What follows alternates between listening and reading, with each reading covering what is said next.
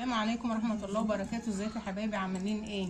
النهارده عملت معاكم حاجة سريعة وجميلة كده خالص. عملت رز بالكبد والقوانص، ما خدش 10 دقايق او ربع ساعة، او في منتهى الجمال. تابعوا بقى الفيديو حبايبي، لو عجبكم ما تنسونيش في اللايك والاشتراك وكومنت جميل منكم كده. السلام عليكم.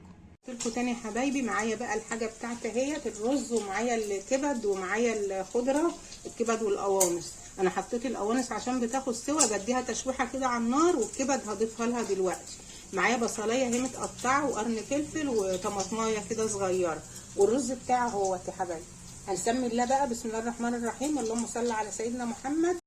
حاطه القوانص بقى بتتشوح، هحط الكبد وهحط الخضار بتاعي.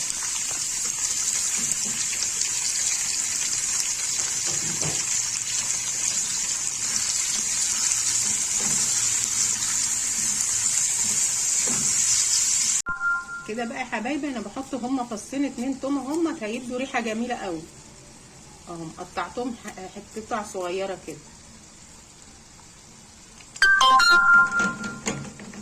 على بقى ما الكبد والقوانص تتشوح، نبدا نعمل الرز مع بعض. بتاعتي على البوتاجاز حطيت فيها شويه الزيت اهم، حطيت عود قرفه، حطيت 7 بهارات،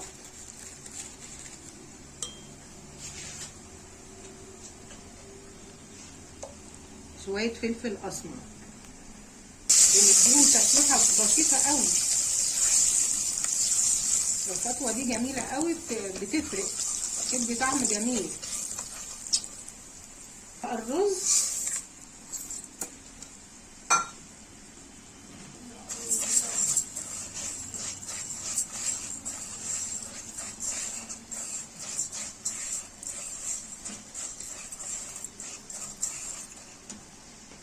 بنقلب الرز اهوت مع التوابل اللي حطيتها اهي، اتغلف كده بالزيت وبالتوابل كله اهو. هضيف بقى الكبد والقوانص بتاعتي اهي، هي اتشوحت.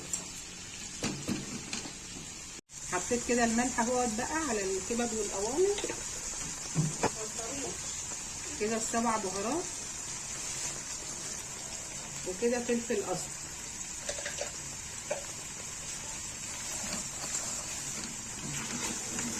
نقلبهم بقى كده وهضيفهم مع الرز.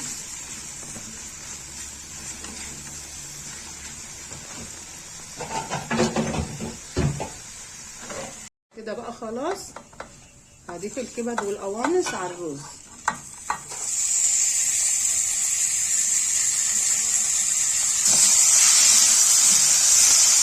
هنقلب بقى الرز كده مع الكبد والقوانص كويس اهو، عشان هنسقيه الشوربه بقى. كده بقى هسقي الشوربه بتاعتي اهي، او الميه الموجوده عندي. انا عندي شوربه، هسقي الشوربه.